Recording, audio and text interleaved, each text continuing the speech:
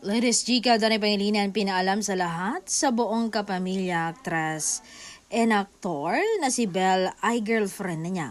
Bakit niya pinaalam? Dahil sa gusto niyang alam ng lahat raw na GF niyang actress para wala raw na magtangkang manligaw sa actress.